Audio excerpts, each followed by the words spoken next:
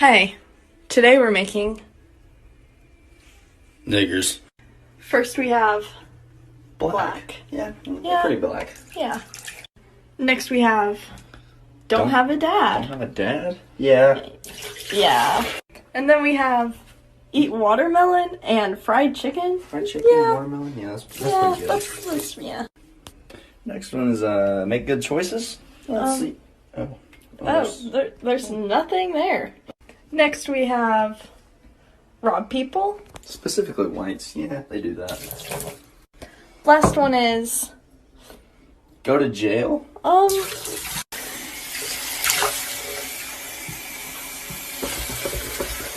scared? I see your heartbeat. You're scared. I see your heartbeat. I'm right here. I see your heartbeat, nigga. What's that? I'm angry, bro. I'm angry. I got money to make. Weirdo. What's that? Cuz. Bitch ass nigga. You a umbrella. She's up. Whole nother level of shit you can't even understand. What is good, my people? We are live back again with another episode of The Forecast. Now, I don't know what it's going to take for us on a collective level to understand that we are at war. If hundreds of years of our blood being shed isn't enough, I don't know what it's going to take. And today, unlike generations before us, we also suffer from the illusion of inclusion. We went inside that burning building and we're still fighting for a seat at the table, even though everything around us is on fire. And just for a chance to have hope of getting a seat at the table, you have to compromise who you are. America and the world and the system itself made it radical for black people to talk about defending themselves. They say they fear that we might do something to justify actually doing what they fear that we might do. Yet when we talk about what was actually done to us, that is the hateful part. Because anything designed to empower us goes against the system. But it doesn't matter because at some point we have to start protecting ourselves. When people start to understand that it's consequences when they harm you, then they're going to start thinking twice about it.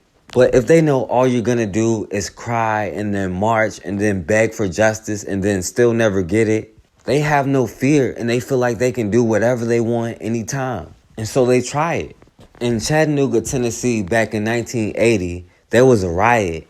And it started after 3 KKK members drove down a street full of black businesses, now known as Martin Luther King Boulevard, and then these gang members deliberately opened fire on 5 elderly black women.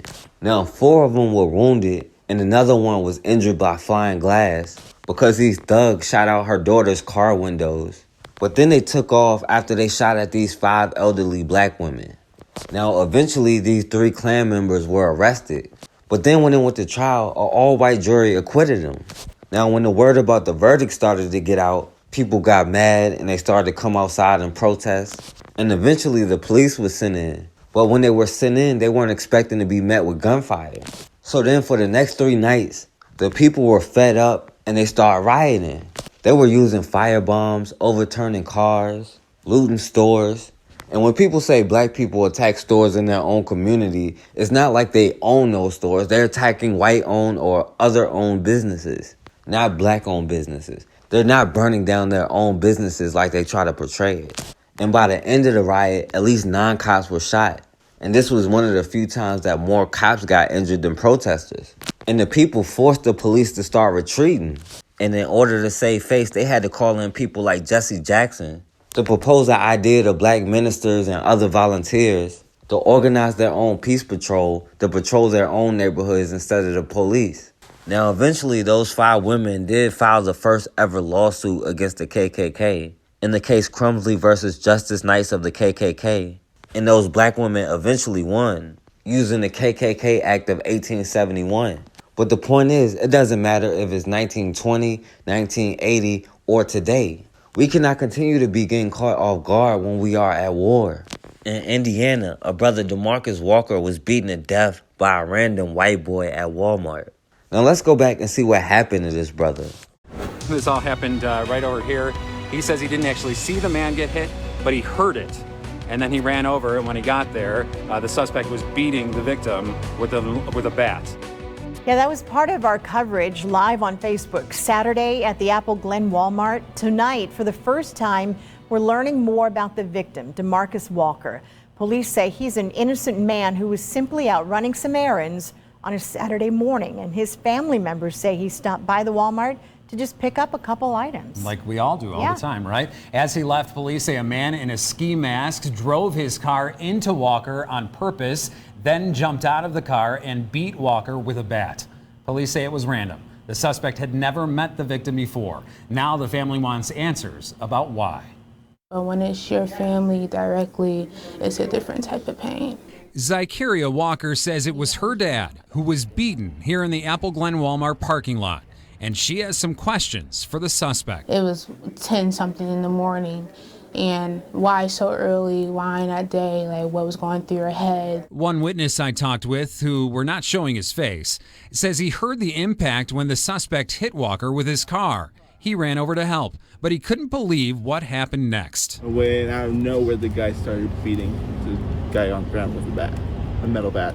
The injury's so bad, Walker had to be flown down to an Indy hospital.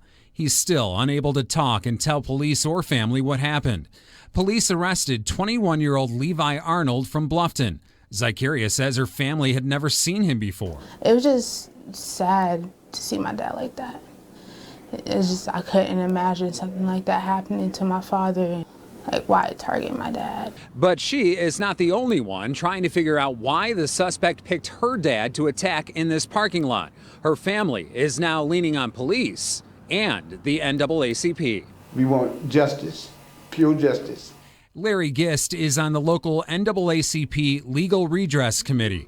He says he's been in touch with the police chief. You know, he's a fair man, and I told him that I have a special interest in this case because of the family. They say they want the police to zero in on the suspect's motive. I think it felt like it was a hate crime. It had to be. The way I understand is in the paper that he's walking around Walmart riding with a ski mask on looking for people to beat up. In the meantime, Zykeria will travel back and forth to Indy to be by her father's side as he fights to recover. That's my main concern right now, is my dad and my family to heal, especially him. And then after that, justice and the right sentencing. A police spokesperson says they haven't turned up evidence that indicates this was a hate crime, but detectives, the family, and the NAACP say they will continue to press for more information. Now, this was random, and it could have been any one of us. But this brother Demarcus Walker just went to Walmart on a Saturday morning to pick up a few things, just minding his business, doing whatever he had to do. And apparently this white boy, Levi Arnold, was just riding around the parking lot with a ski mask on. And somebody saw him and called 911. But then all of a sudden, this white boy just randomly swerved and hit this brother Demarcus Walker with his car. And then while this brother was on the ground, he got out of his car and started hitting his brother with a metal bat. And he kept hitting his brother until a witness who happened to be armed pulled out his gun. And this white boy just ran away. And like I always say, if somebody come into a community and they know everybody surrounding them or a lot of people surrounding them is always strapped, they gonna start thinking twice about doing stuff like this. Because when you violate, it comes with repercussions. But then this white boy took off in his car, which didn't have any license plates on it, and was able to evade police in the parking lot. But eventually they caught him and they arrested him. And his brother Demarcus Walker was taken to the hospital, but eventually he died from his injuries. First, though, an update tonight on a Fort Wayne tragedy. Demarcus Walker has died. He's the Fort Wayne man who was run over by a car in the Walmart parking lot. Police say the driver of that car did it on purpose. Then they say the driver beat Walker with a baseball bat. Fort Wayne's NBC reporter Louis Tran talked with family members today. He joins us live in the studio with an update on that. Louis? Tom, Walker's brother tells me Walker was a family man who worked hard and cared for his family. He says the family wants justice and to understand why him. On Saturday, March 7th, this happened. He heard a man get hit by a car. Police say Levi Arnold drove his car into 44-year-old Demarcus Walker, then got out and beat Walker with a bat. Couldn't believe it. Saturday, I got the phone call early. Family members say Walker passed away after battling his injuries. Indescribable to be able to put into words the amount of pain that everybody in my family and his friends are feeling right now. That's Demarcus's younger brother, Derek Walker. He says his older brother was simply running an errand at Walmart. Just to buy jogging pants and body wash. When he got hit, he says he can't understand why this happened and why someone would do this to a complete stranger. Who would do such a thing to a guy who doesn't bother anyone? Walker says he looked up to his older brother, describing him as a family man. His 2 daughters and his unborn child, who now have to grow up without a father. A father who was willing to go the extra mile for his loved ones. It doesn't matter if it was a sibling, whether it was an aunt, an uncle, a cousin. He'll drop whatever he's doing and he'll go help. Willing to do anything to help. Now, his family's seeking answers and justice. We just want proper justice. Proper justice and proper accountability. Make sure this does not fall to the wayside. Again, family members and police say the suspect picked someone at random. The family believes hate was a motivation, and they say Demarcus's funeral service will take place tomorrow. Now, no one seems to know why this white boy did this. He just randomly picked a black man to hit with a car and then get out and beat with a bat. And this white boy was eventually arrested and charged with resisting in a vehicle, aggravated assault, and attempted murder. Now, Demarcus Walker family want this white boy charged with a hate crime. But the police said they can't find any evidence that he's racist or that this incident was racialized in any way. They said since they haven't found any racist propaganda, they can't say that this was based off race in any kind of way. He just happened to choose a random black man to hit with his car. But because he doesn't have a Nazi symbol tattooed on his forehead, the police can't say it has anything to do with race at all. The man beaten outside of a Fort Wayne Walmart in early March has died. 44-year-old Demarcus Walker passed away this morning, just over a month after he was beaten by a masked man in the parking lot of the Apple Glen Walmart. Fort Wayne police say the suspect, 21-year-old Levi Arnold, just snapped. Now, I spoke with Walker's father this morning, and he says this is a very, very painful loss. My son means the world to me, and I love him. And I would do anything in the world for him. Or hurt real bad. It's bothering, it hurts. I'm losing my son. This is my second son I lost in 3 years. The family told Fox 55 News last month that they believe that this was a hate crime and all they're hoping for is justice in his death. He was beaten outside of a Fort Wayne Walmart last month. Now police say he is dead. Could that mean more charges for the man police say is responsible? Wayne 15's Brianna Brownlee joins us now with more. Back in early March, Demarcus Walker was hit by a car and then beaten with a baseball bat outside of Apple Glen's Walmart. The victim was taken to the hospital where he was fighting for his life, but this past weekend he was confirmed dead. 21-year-old Levi Arnold was arrested and charged with an attempted murder. That day, police were called because of a report of a suspicious person that was driving around the parking lot in a burgundy Chevy Impala wearing a black ski mask.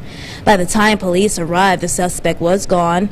Earlier, I did speak with Fort Wayne's police department and asked if there will be any additional charges since the victim is now deceased. And according to FWPD, it is still too early to confirm. Right now, we are going to wait until the coroner's report comes out. I know it sounds like kind of weird that we have to wait when that happens, but we have to apply legal principles to this, so we have to know what the cause of death was, and then we'll go over that with the prosecutor's office and find out if any additional charges or different charges are warranted. Now, Sergeant Rosales Katina did say that she hopes the family receives the justice that they deserve. She also asked for the community to be patient. Now, the only time America asks for patience is when our blood is shed. And now they're trying to go with the crazy white boy narrative, saying he just snapped. And this brother Demarcus Walker was fine at Walmart running some errands when he was randomly hit by a car, then beaten with a metal bat. But they're trying to act like they can't figure out how he died. I guess they're going to try to say it was some other cause. And they have to wait for the autopsy to determine if this was murder. And even though this brother died after this attack, I don't know if they ever upgraded the charges from attempted murder. They knew enough to charge him with attempted murder, but after he dies, they don't know enough to charge him with the actual murder. But that's because they stay on code, and they have to disassociate themselves in this day and age because they have to keep this illusion of inclusion. But it doesn't matter what other people say or think about us. We have to be ready to protect ourselves. Like that random witness who happened to be armed at Walmart, who stopped this beating from being even worse, even though this brother died. He would think twice before trying it in the first place if he knew several people were armed in that group. And when America starts seeing black people arming themselves in that rate, they change the laws around the Second Amendment. But at the end of the day, we are all we got. And until we start protecting ourselves, protecting each other, then the same things will keep happening over and over.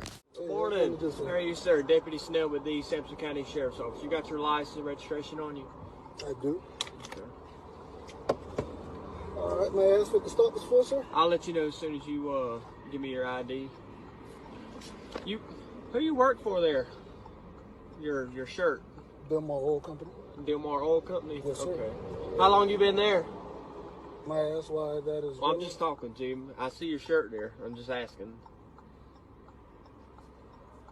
Is it wrong to ask you questions about where you work? Well, I'm just trying to figure out what that has to do with the stop.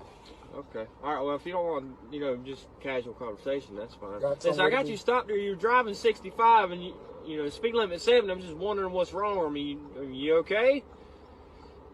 Other than, you okay? You ain't traveling 5 miles below the speed limit. Yes, sir. I'm just checking on you. That's all I'm doing. Okay. Yes, sir. You good?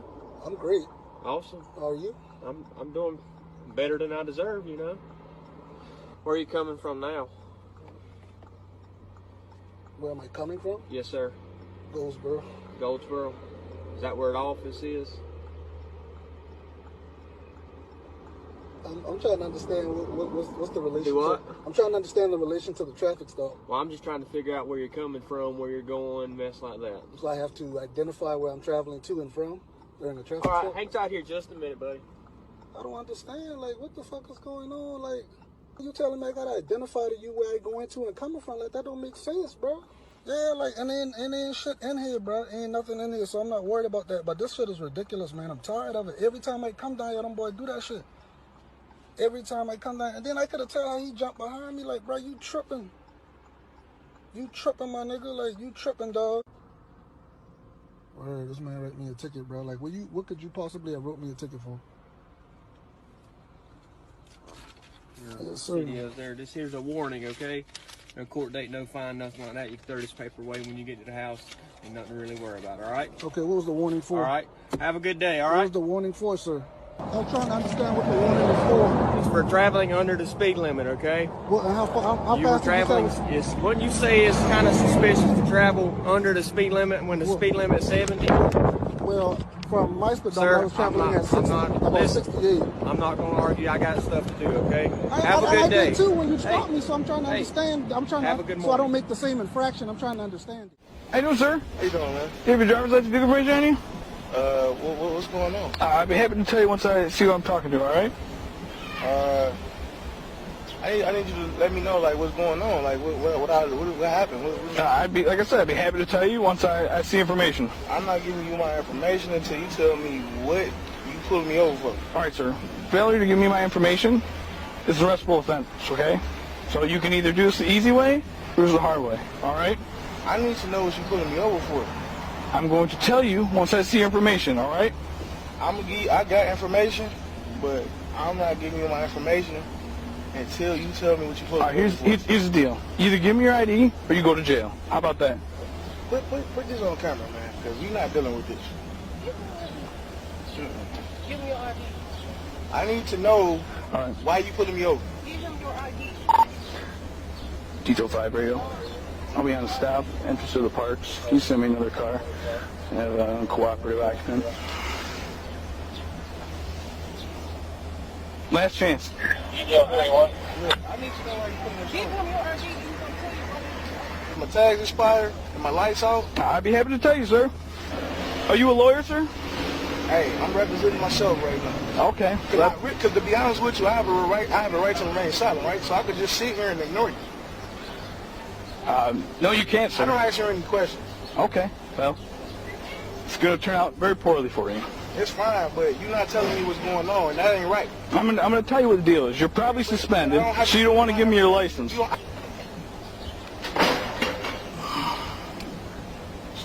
am I free to go? No, you're not free to go. This is an investigatory stop, all right? All right, here's the deal. For all I know, you could be trying to kill me right now. You're absolutely ridiculous, all right? I don't care. All right, Because step out of the car. It's been 2 minutes. I'm not stepping out the car until you tell me what's going on. All right, open the door. Hey, put this on camera. Put this on camera. You gotta let me know what's going on, man. You're not going there. You're going to jail is what's going on. For what? You ain't... What charges? On what charges? Wow.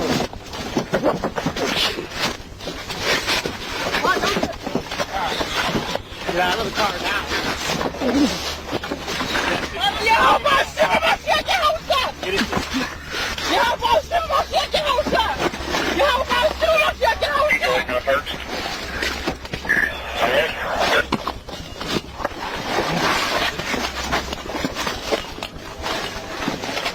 Get out of the car, man. Get out of the car. Get out of the car. Get out of the car. Let me get out the car. Okay, get out. Get out of the car. You ain't getting out of the car. Get out of the car now.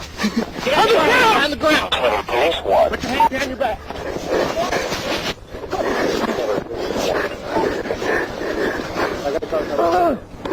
Me too. Your hands, man. Put your hand behind your back.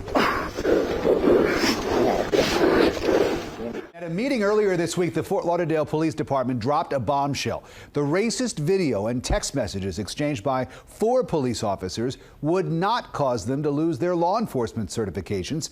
CBS 4's Carrie Cott has done some digging on this, and he joins us live outside the Fort Lauderdale Police Department with more. Carrie. Rick, it all boils down to this: whether the officer's actions violated one of the moral character violations in this state statute. I called the Florida Department of Law Enforcement earlier today. They sent me this list, and on here it appears that none of the offenses listed in this state statute cover racism by officers. After seeing this racist video that we're told was created by former Fort Lauderdale police officer Alex Alvarez and a series of racist text messages shared between Alvarez and 3 other officers, many in the community assume that in addition to losing their jobs with the Fort Lauderdale Police Department, the officers would probably lose their law enforcement certifications as well. But the community learned at a Citizens Police Review Board meeting Monday that was not the case. We were told, no, it's not considered a moral character violation because it's not one of the listed statutes. Fort Lauderdale police say the Florida Department of Law Enforcement determined the officers' actions were not covered by a state statute concerning moral character violations that could lead to punishment or revocation of their certifications. That means that Officer Alex Alvarez, Officer Christopher Souza, Officer Jason Holding, and Officer James Wells could seek work elsewhere.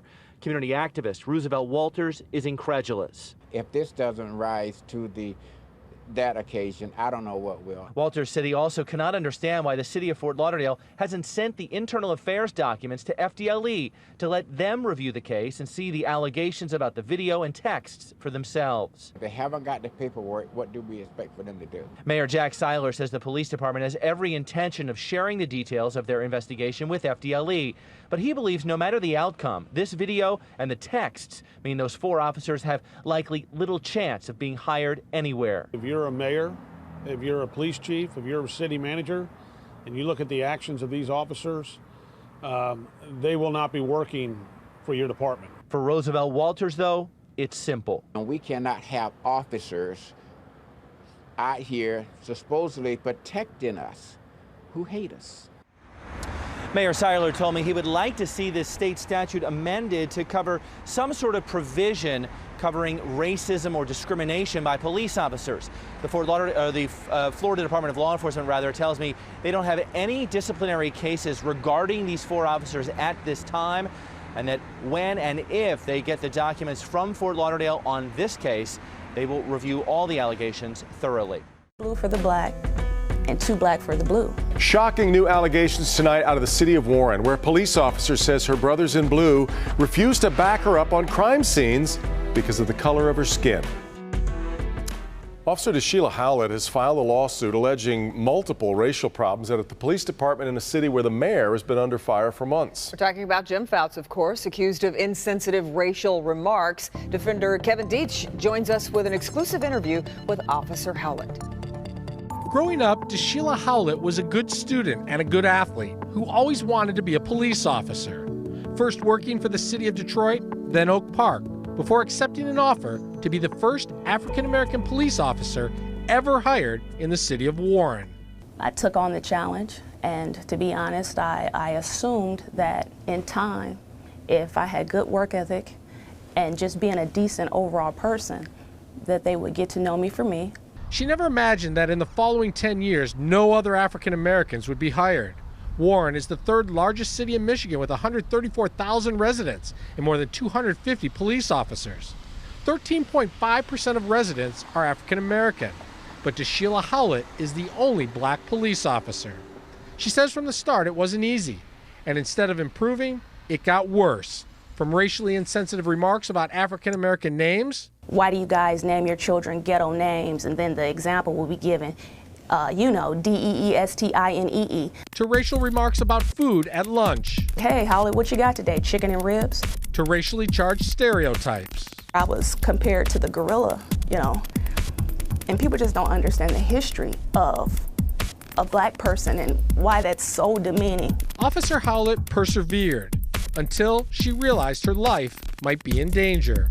She was warned by a dispatcher that other officers were slow to give her backup on crime scenes. So the cavalry's coming for everyone else as fast as possible. And so it's like the grace of God that when I was out there, that I hadn't been hurt. The final straw, a coworker using the N-word in front of her when an African-American resident was upset in the lobby. She started screaming, that N-word, that N-word. She was like, he would have killed me if the bulletproof glass wasn't there. Then that coworker realized Sheila was in the room. So after I looked back at her, she was like, but not you. Officer Howlett says it hurts, physically, mentally, emotionally. I started to sweat, my heart started beating really fast because it was just so overwhelming. Sheila Howlett says she just wants to answer her calling to be a police officer, to help make the community safer, while working in a department that doesn't see black or white, only blue. To make myself so small for them is a horrible thing to admit and say, that I've allowed myself to be tolerated. Officer Howlett says she had hoped that she would be able to break down racial barriers in the city of Warren and open doors for others. Now she says her lawsuit will force the city to hire more minorities and to be more accepting of everyone. New recordings leaked today, allegedly of Warren Mayor Jim Fouts saying terrible things about African Americans and women. Of course, this just weeks after the other controversial recordings in which he allegedly was ripping people with disabilities. Tonight, Fouts says it is not him. Mara McDonald is live tonight with new information on this leak. Mara, what have you learned? Good evening to you, Karen, and Devin and I can confirm this for you. The person who recorded Mayor Fouts in his office for that first leak is not the person who recorded this, which tells us one key thing. Before all this, we knew that there were 3 people who said they had audio tapes of the mayor. Now we've got an unknown 4th. If the sound bites are really his voice, yeah, he's in trouble. The second round of trouble hit just as Mayor Fouts was in public at an MLK event in Warren. The audio recordings were leaked to MotorCityMuckraker.com, turning the event into chaos. Did you consider us as black chimpanzees? On these audio clips, a voice which sounds like Fouts uses the N-word. I remember this one kid in my class, I told you some years ago, he said, we have a party store. He says, my dad have rules. What are they? Only 2 at a time. Goes on to say black people are like chimpanzees. You know, blacks do look like chimpanzees. I was watching this black woman with her daughter, and they look like 2 chimps. They're mouths were elongated out, duckish look. In a Facebook rant, Fouts says this isn't him. An audio expert we went to says it's inconclusive, simply because the samples are not large and we don't have the original recordings to listen to. I have been told the person who recorded this is a former employee, and these are excerpts of conversations recorded over a period of time. The source of these audio leaks is not the same as the first, and it leaves the people who live here just shaking their heads. Pastor Mo Hardwick, who had a one-on-one with Fouts when the first audio recording was leaked, is absolutely furious after this second one. This man not only needs to be out of office, he needs to be locked up in a cage. He needs a mental institution. There's something wrong with this mayor. It's too close to home for Atlanta Mayor Keisha Lance Bottoms. CBS 46's Bobeth Yates has the hate-filled message sent to the mayor and to her 12-year-old son. Imagine picking up your phone only to find a message that threatens your very being. That's what Mayor Bottoms says happened to her, but she says she will not let it threaten her to reopen the city prematurely. I had a very long conversation with Ambassador Young this morning. And he just reminded me that white supremacy is a sickness. During the commission meeting, Atlanta Mayor Keisha Lance Bottoms addressed a shocking tweet she received calling her the N-word. The message, which came from the email reopen@georgia.gov, went on to say shut up and reopen Atlanta. But it wasn't just the offensive wording in the message that caught the mayor off guard. Not only did I receive it, but my 12-year-old son received it as well, so that was more concerning to me. But the mayor and her son weren't the only ones exposed to the graphic message. In her reply, she wrote, "With my daughter looking over my shoulder, I received this message to my phone. I pray for you." She then went on to quote Dr. Martin Luther King, saying conscientious stupidity or sincere ignorance. So CBS 46 reached out to Reopen Georgia. And while they did speak to me over the phone, they declined an interview, but sent the following statement. #Reopen Georgia is appalled to learn a text with a racist message was sent to Mayor Keisha Lance Bottoms in our name. Not only did we not send the apparent message, but we stand together with Mayor Bottoms in condemning racism and hate speech. As for Mayor Bottoms, she says this threat won't stop her. Cowards don't run for office, so I will continue to use my voice to speak on behalf of our community. Children should be off limits as it relates to any and everything. We're told officials are looking into the matter to figure out exactly where the message came from. The Miami Police Department is under fire after a video surfaced of an officer handcuffing and detaining an African-American doctor outside his home on Friday.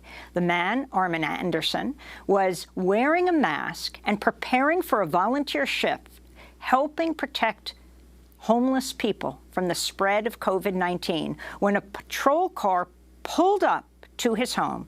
Surveillance video from Dr. Henderson's house shows him loading a van with supplies before the encounter. Dr. Henderson says the police officer handcuffed him after accusing him of littering and then asking for identification, which Henderson did not have on him. The officer was not wearing a mask. Dr. Henderson was. He had to yell to his wife inside their home to present identification before the officer finally released him. On Saturday, Miami Police Chief has ordered an internal investigation into the incident. The officer involved has not been identified. The encounter sparked widespread outrage and comes as African-American men report fears of increased racial profiling when they're following the CDC's suggestion that people wear masks in public. You're not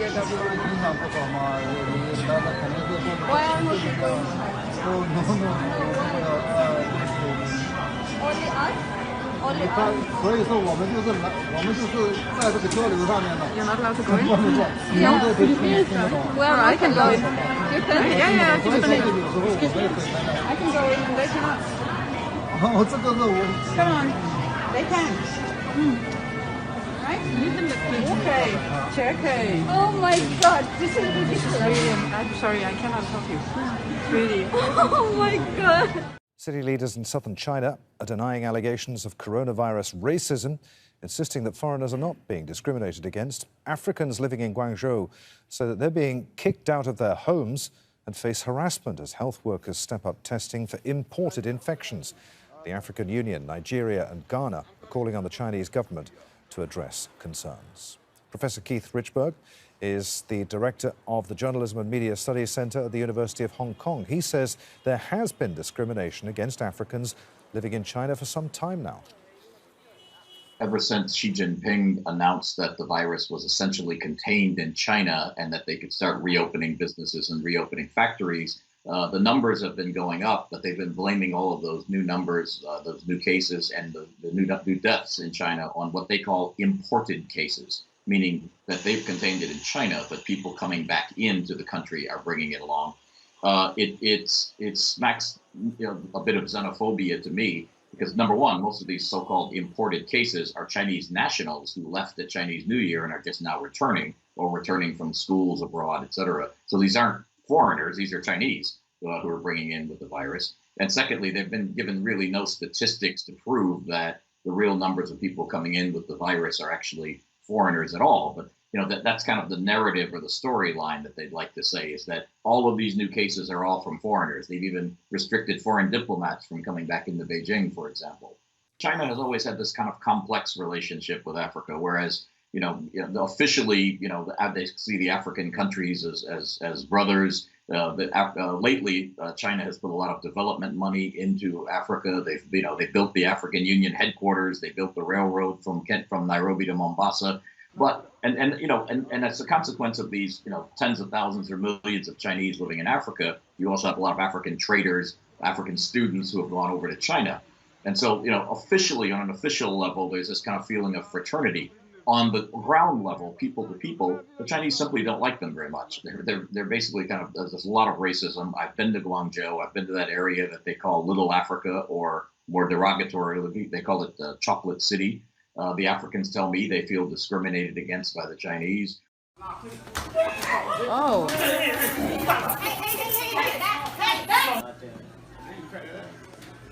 Brenda Diaz at the adult triage window. Brenda Diaz at the adult triage window. When you go Bruce with the ass over, I'll clean your front clock. Straight the fuck up. All that talking on your shit ain't finna work. Right here, yeah. Oh. You ain't doing nothing. You called me out, so stand up. I called you out. No, you didn't. Stand up. You sat your ass down. That's what you did. If you called me out, you'll stand up. I'll please. Oh.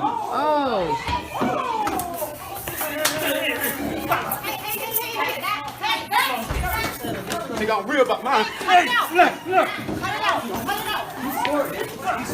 I'm real about mine. Where you go, man? Sedate that motherfucker right there. Sedate his ass. I got everything on tape. Sedate him. Sedate him. Sedate the nigga. Him, right there, down here. Yup, get that one. Hang on. You see what this is why. These motherfuckers want to act like acting like a real people. Like, damn. Ain't nobody even said nothing to you, sir. Sedate him. Just chill. Relax. Listen up. Be quiet. You need to come over here now. Listen up. Come over here now. Come over here. Every stop in over here, man. Look at me. I go over and he's looking at me. The same shit. No. You're just acting. I'll get him. Hang on. Don't look over. I'll get him. I'm trying to keep you from now. I'm doing. No. Come on. You're acting. We've separated. You've been watching me. Look at me. From over there. Right over here. Staring at me. Stop watching me. It's not. I'm not saying you did anything wrong.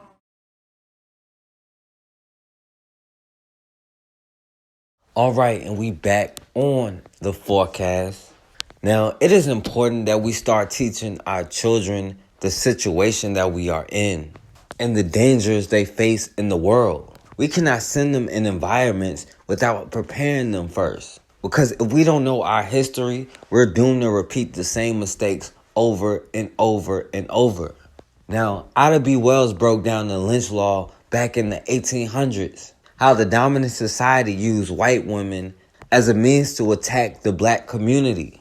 But if we don't learn this ourselves and teach it to our children, then we are putting them in dangerous situations. And despite what history has shown us, we still give white women a pass and let them play both sides of the fence. They benefit from white supremacy, maybe the most, but then we turn around and let them benefit from whatever we do. But they help maintain this system as much, if not more, than anybody else. Back in the 1800s, Ida B. Wells' friend was lynched for having a consensual relationship with a white woman. And we know about cases like Emmett Till. And we know about cases like the Central Park Five. But even before that, there were cases like the Scottsboro Boys. There were so many people lynched, mostly because of white women, that Ida B. Wells made a book about it in the 1800s, The Red Record. But today, we still act clueless, as if we are not in war right now. And it's important that we teach our kids that even if they think that boy or girl that they're dealing with isn't like that, they don't know who their family is or what they're capable of. And as parents, you have to think twice about that yourself. In Tulsa, Oklahoma, a 19-year-old, Jeremy Lake, was shot and killed by his girlfriend's parents. Now let's see what led this white girl's parents to end up shooting and killing this 19-year-old. Teenage daughter of the police officers, the victim's girlfriend, is speaking out. 10 News reporter Brandon Richard continues our team coverage, and he's joining us with her side of the story. Brandon? Outside this house with her boyfriend last night. It's actually her boyfriend's house. She says they were only outside for a few minutes before her father showed up, and that's when she says everything changed. He was my everything. Lisa Kepler says she met 19-year-old Jeremy Lake a week ago after her parents kicked her out and dropped her off at a homeless shelter. She says the two of them shared an instant connection. He was just really sweet and caring, and he didn't pretend. The 18-year-old tells us Jeremy's family let her live with them. And that's where she says she was on Tuesday night, when she says her father, Tulsa police officer Shannon Kepler, showed up. He asked me what the hell I was doing out here, as if he didn't know that he kicked me out a week ago. There was no argument. I walked away and Jeremy tried to introduce himself, and my dad shot him. God. Police arrested Lisa's father for Jeremy's murder. They arrested her mother, Gina, for accessory after the fact. They're both police officers. I don't know what could have led them to do this. They didn't even know Jeremy. Jeremy's family describes him as a man who never met a stranger, who dreamed of one day joining the Army. Jeremy was very well loved. He had a lot of compassion for the people on the streets. Now those who loved him mourn his loss. Now, first of all, let me say this. Jeremy Lake is biracial. He may be even 3/4 white. And I do think the one drop rule in the biracial conversation is something that we need to have. But the point of this case, and they made this trial about a white father killing his daughter's black boyfriend. And he probably did shoot him because in his eyes, he did see him as black, or at least non-white. And to them, it is true that one drop of black blood makes you not white. It makes you black, even though their reality doesn't necessarily have to be ours. But the point is, he most likely did shoot Jeremy Lake because his daughter was dating a black boyfriend. And this happens time and time again. Now, in this case, there are conflicting stories. This white girl said her adoptive parents kicked her out of the house, but they said she ran away. But either way, she met Jeremy Lake just a week before all of this stuff happened. So after only knowing this white girl for about a week, for some reason, his family let this white girl stay with them. Now, keep in mind, Jeremy Lake does have a white mom and a white brother and all that. But who let somebody you just met a week ago come live at your house? So then somehow this white girl adopted dad, Shannon Kepler, found out where Jeremy Lake lived. And he drove over there in his wife's car, Gina Kepler, with a revolver.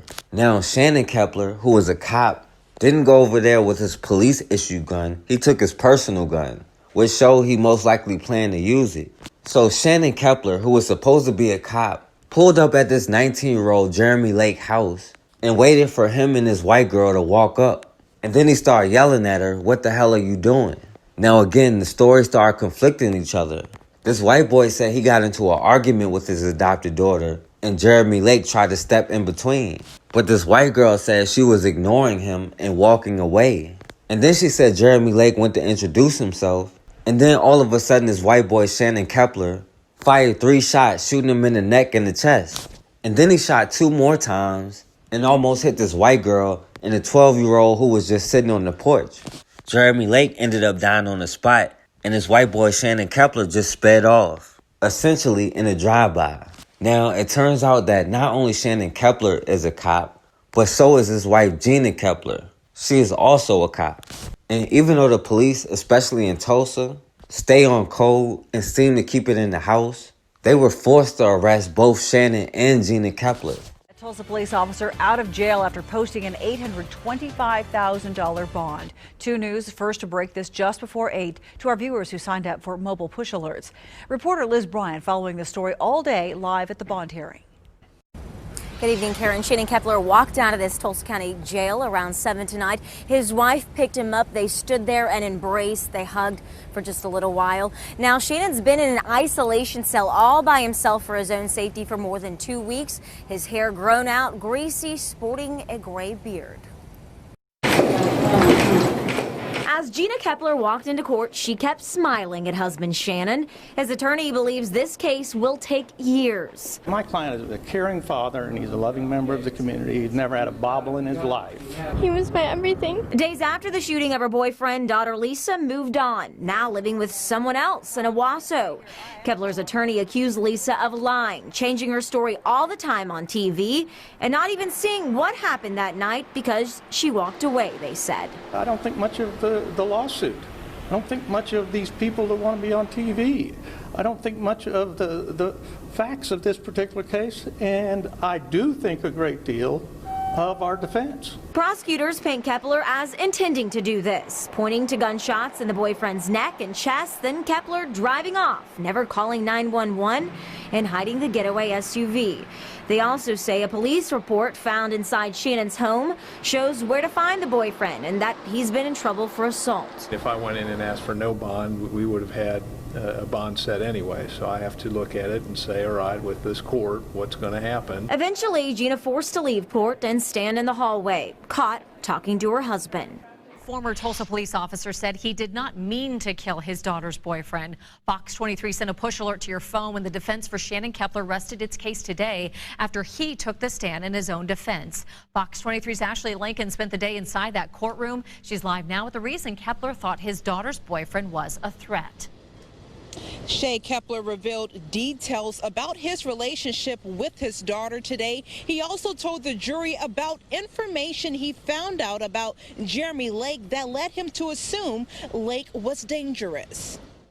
It's information Shannon Kepler said he had to break the law to get in order to protect his daughter. He viewed her as being in a perilous situation. Kepler testified after he found out about his daughter's relationship with Jeremy Lake, he ran Lake's information in the Tulsa Police Department's criminal database.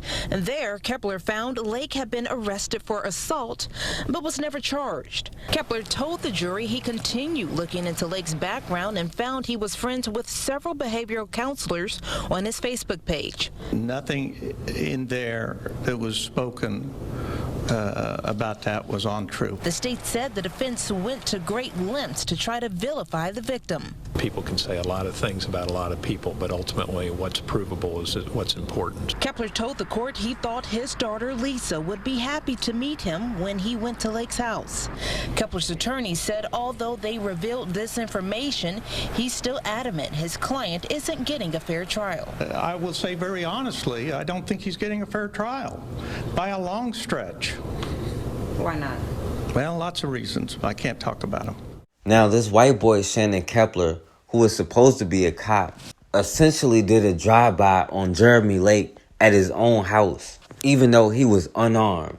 And he still tried to claim self-defense. He said he was just trying to protect his daughter, who was in a bad neighborhood, even though she came there on her own, and he is the one who actually committed murder. And then one witness said his wife Gina Kepler was in the car, and they said she was the one that they heard say shoot.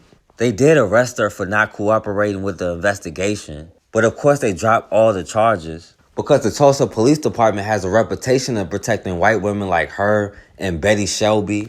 But after a Facebook post this white girl put up, they used their police connections to illegally try to find out information about him and to find out where he lived.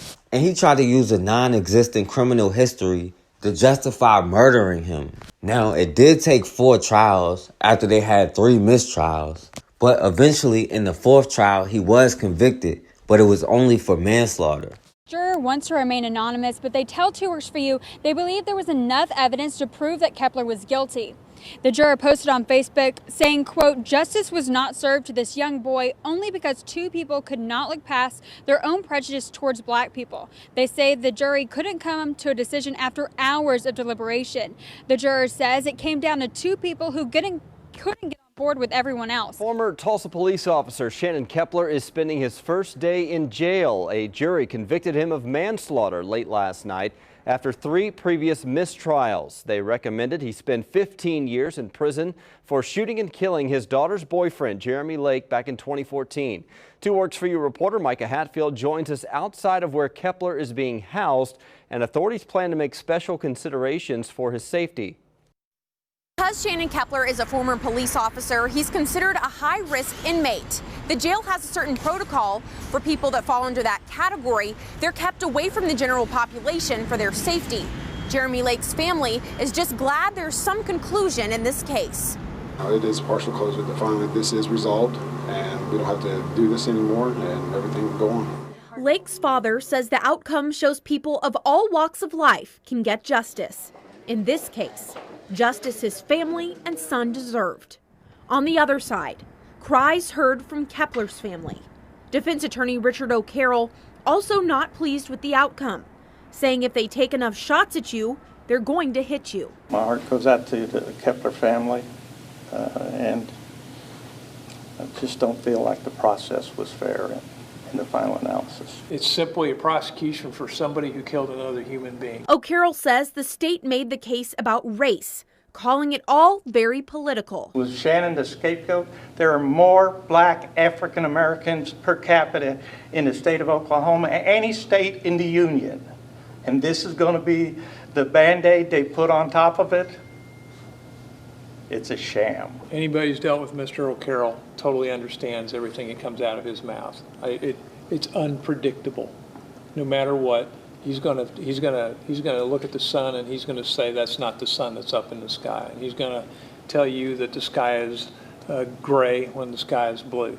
Kunzweiler says the fact that his office tried this case 4 times to get a verdict for Jeremy Lake's family shows they are going to pursue justice. The defense says they plan to file an appeal. Now, even though this cop essentially did a drive-by shooting on somebody who was unarmed, it took 4 trials to convict them of only manslaughter. This white boy even tried to use the defense that he was a Native American and could not be tried in court. And they only had 1 black juror in multiple trials. And even 1 juror came out and said there were racist people on the jury. And that's why they kept getting mistrials, because so many of them have the same mindset.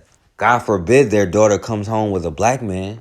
And his wife, Gina Kepler, was never charged at all and is still on the streets patrolling in the same department that had other white women like Betty Shelby. And this 19-year-old Jeremy Lake only knew this white girl for 1 week, and he ended up getting killed. Meanwhile, this white girl just moved on to the next person. And even though Jeremy Lake is a biracial and he may even be 3/4 white, this needs to be a lesson to black children, especially black boys, but all black children. You don't know what kind of family that person has, even if you think that person is not capable. But you need to understand that they are fully capable of doing the same thing. And after something bad happens to you, they have no problem moving on.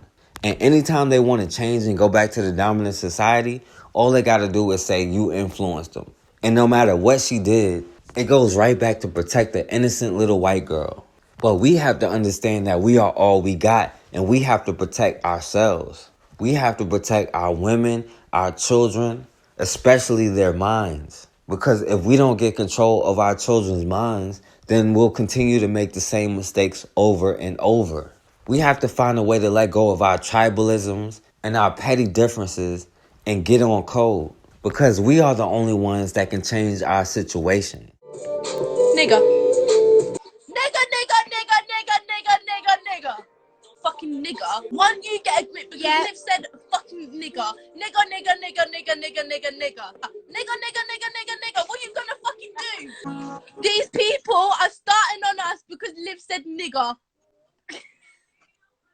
Get the fuck over yourself, man. It's a fucking word. Jesus Christ. Literally. It's not fucking racist. I'm right, yeah. I've got a black cousin.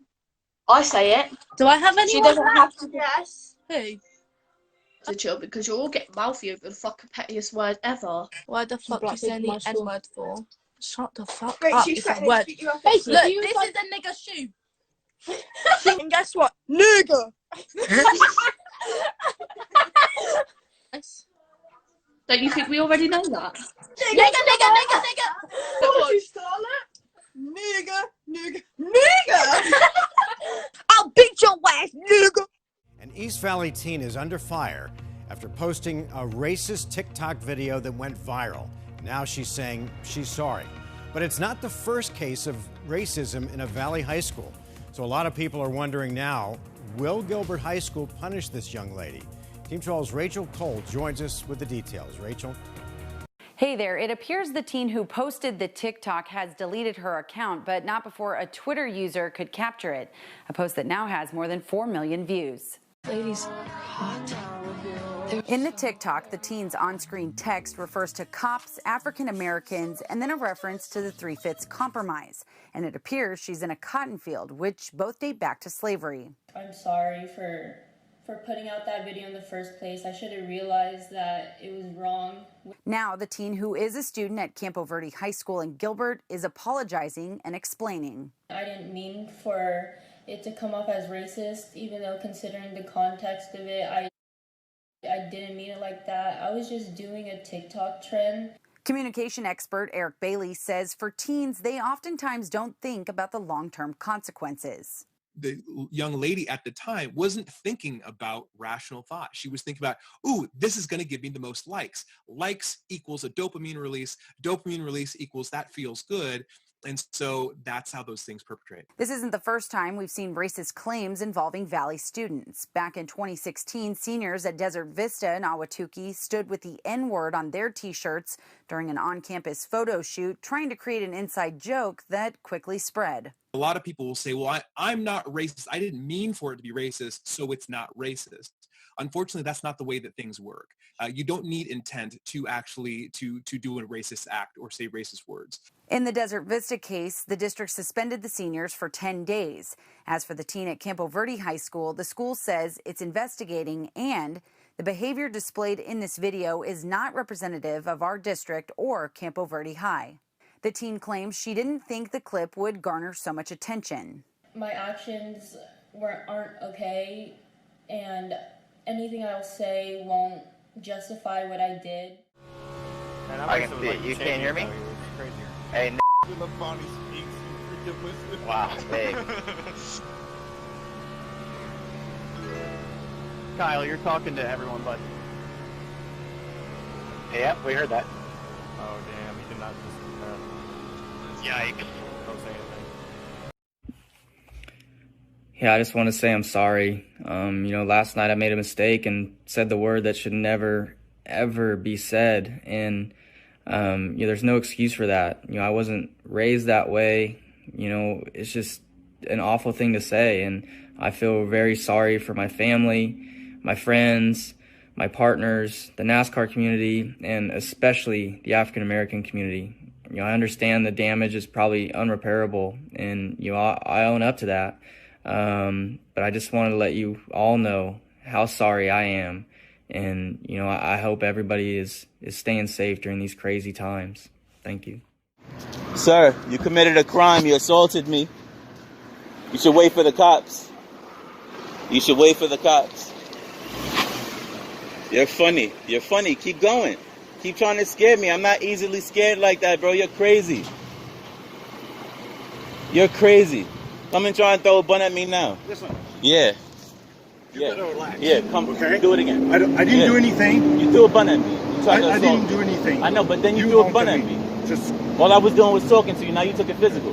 Why you threw a bun at me, bro? I dare you to do it again. I dare you to do it again.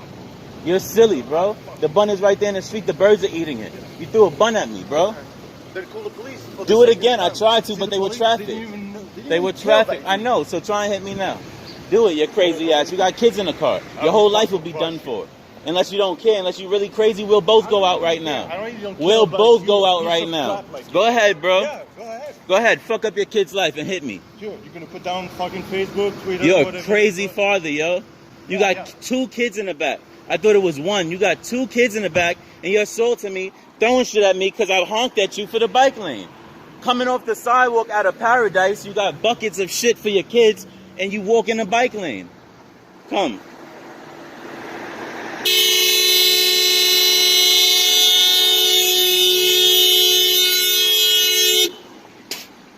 Pussy ass motherfucker. Yeah, go ahead, do something. Do something, it's taping. I'll catch your fucking insurance. Go ahead, bitch. Go ahead, bitch. Hit my bike, go ahead. Come on, bro. Oh, okay. I'm the type to expose all of your fucking crazy asses. You think you can bully everybody in the fucking world, right? You think you can bully everybody in the fucking world, right? You bitch ass. You lucky you got fucking kids in the back, and I got more morals than you. You fucking care. Shut the fuck up, bro. I was fucking driving in a bike lane, and you're in a fucking bike lane, and I honked for you, you bitch ass. And you said, why didn't I go around you? And I did go around you. Why the fuck are you trying to lie to people? You fucking fraud. You fucking fraud. Fuck you, Joe. Because you don't care about your kids. You really wanna not just drive off. You got kids in the back. I could be cursing and everything. You don't give a fuck, right? You're crazy, bro. You're a fucking crazy ass. You're crazy. I'm sorry for you, child. You probably don't even understand. Let's see. Let's see what you want to do. You threw a bun at me. That's physical. Let's see what you want to do. You approached me like 2 times. Let's see what you want to do. Your fucking plausible deniability. Y'all fuckers, you fucking liars. What are you smiling for like it's a joke? The fuck? Y'all are fucking liars. You fucking frauds. And if you don't know, then understand how bad your people fucked the whole world up to make someone sound like this. You didn't, but your fucking family did. And the shit that you live in your life allows you to laugh with this for whatever reason. You should be serious. You should be serious if you didn't have nothing to do with it morally. You should be fucking serious. Yo, I hope that's not your store. I'm gonna find out, bro, because you're a fucking... Oh, wow, that's your store? You're crazy. You're crazy. I have him on record being fucking crazy. What do you mean, what do I mean? Why don't you ask me what happened? You fucking denying bitch. You're his fucking wife. Do it. What did you say? Do it. Why would you call her like that? What happened? I'm backing up from you too. Did you record I'm backing that? up from you too. Come on. Okay then. Come on. Yeah. Come on, I'm backing up from you too. I study law. Come on, do it. I'm waiting for you to hit me. I'm waiting for you. You're fucking retarded. You got kids in the back. I'm not pussy. I just study law, bro. I'd have punched you in your face long time ago. I'd have punched you in your face long time ago. You can call the cops. I had it all recorded. I called the cops myself. You fucking crazy father. I should report you for endangering children. The fucking birds behind you are eating a bun that he threw at me. The birds behind you, miss, on the 911 phone call, the birds are eating a fucking croissant that your husband threw at me from the Paradise shop that he owns on fucking 12th and 4th Avenue. I didn't know he was a fucking shop owner, but he just closed the shop. Go ahead and make the 911 call. I know you did. Stupid ass. I'm a nigga. You're a fucking fucked up, morally fucked up person. See how long I had to fucking try and find the right words because I don't have it in me to call you fucking names like you do with your fucking children in the back. You called me a fucking nigga. I'm trying to come back at you because you fucked up the whole thing. You're in a bike lane. I honked out your way. You threw a fucking bun at me that bird you're eating right now. Are you serious? Hit my bike. I dare you. Don't look so weird. You know how fucked up your race is. Don't look so weird. Because that weird look makes me feel like I did something wrong. And I did it. There's a fucking white man that you just wanted to look at and see what the fuck was going on with a black man. The fuck out of here. You white people haven't been told shit forever. The fuck out of here. Racist Snapchat messages featuring the N-word, a burning cross, and the symbol of the Ku Klux Klan spreading through Lexington High School Friday. In one message, kids can be heard using the N-word in a song. Unfortunately, I was not surprised, and that was probably the worst thing. Letha Prespo's daughter called her crying when she saw the messages. This should never happen, but particularly not this day and age. But this is not the first incident, and this is not the first time it's happened. In a statement, Lexington High School Superintendent Dr. Julie Hackett tells News Center 5 they are aware of the social media postings that appeared to happen outside of school, and that we have reported these issues to the Lexington Human Rights Commission and the Lexington Police Department. Unfortunately, social media and technology has taken away the human factor to relationships. Pastor Brent Miracle works as a liaison with the Human Rights Commission. He says conversations need to be had not just with the students in the messages, but with the entire community about treating others with respect and dignity. For teenagers, it's all the more important. We have to point out that this is not acceptable because of the diminishment of a human person. I think the more you keep something silent, that's when it festers, and that's when it becomes a real problem. And Letha Prespo says she would like to see a mandatory class or seminar for all students here at Lexington High School dealing with race. She says the only class like that is currently an elective for juniors and seniors. The University of South Carolina is investigating now after a group of African-American students was subjected to racist insults on a video conference call tonight. It was during a Zoom call that involved members of the Association of African-American Students. The group was doing a virtual version of their annual end-of-year cookout. They were doing it via Zoom because of the virus. The group posted on Twitter that during the event, several unknown people entered the call. Those persons were wearing blackface, then began using racial slurs, and one of them had a background of a Nazi flag. USC President Bob Caslen says what happened is absolutely unacceptable and disgusting. He says he can't apologize enough to the University of South Carolina students who witnessed what he called such ignorance while gathering to fellowship with one another during this unprecedented time. University leaders are aware, they say, and are investigating. Now, this practice of joining virtual conference calls to disrupt the event or cause chaos has become known as Zoom bombing. It's become more prevalent as more people practice social distancing.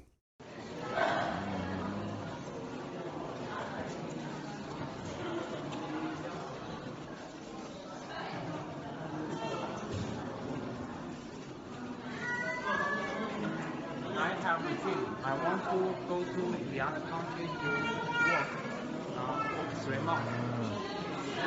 In summer holiday, American, but I know American do not give me the chance to have the opportunity. I want to learn the other things, the other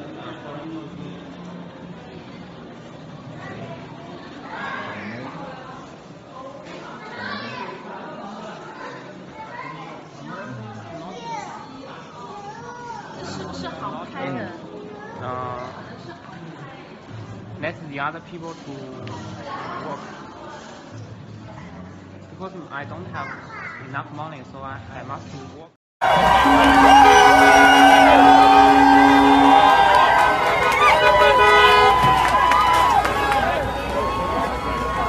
don't like that, but it's too tough.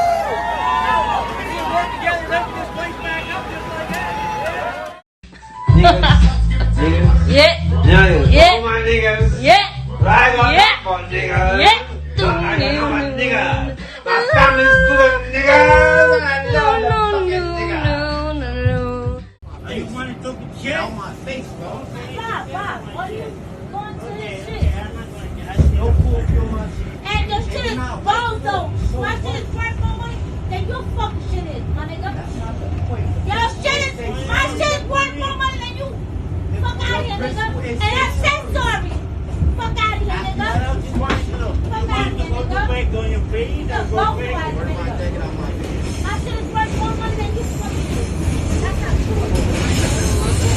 No, my shit is worth more money than you shit. My shit is worth more money than you shit. Fuck out of here, nigga. And we did. And I say, excuse me, I'm going to knock you out. No, you're not going to knock me out. So get him out. Because he's recording. I know niggas can verbalize on my face. Get him out.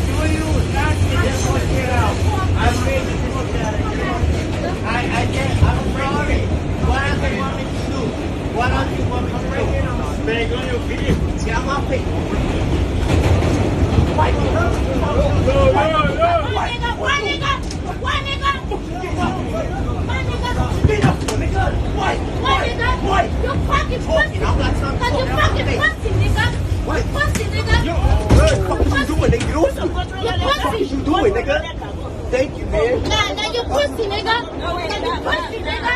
You a pussy ass nigga. Leave him alone. You pussy ass nigga. Don't go through the door. Don't the door. Leave it. Hello.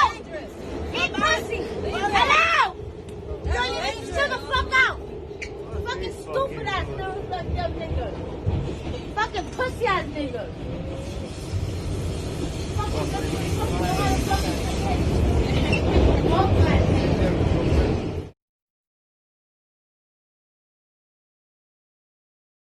All right, and we back on the forecast.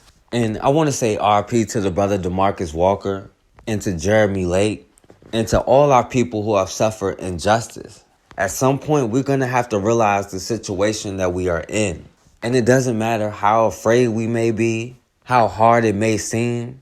Until we get up and actually start doing something, then our blood is going to continue to be shed. And if protecting our children, not only physically, but also mentally, isn't enough motivation, I don't know what it's going to take. We don't have any other choice but to rebuild our own institutions. We have to find a way to get out of the burning house, and we don't have to save everybody else before we get out. Because believe me, they will be standing on the outside with a shotgun, forcing you back in the house. And until we realize we are all we got, then we're going to continue to make the same mistakes. And if we don't learn our history, then it's going to continue to be easy for them to instill self-hate into us. But while we're in this position, we can't afford to have these issues. Now, don't forget to like, share, and subscribe. And as always, man, we have got to start standing for something, or we're going to keep falling for anything.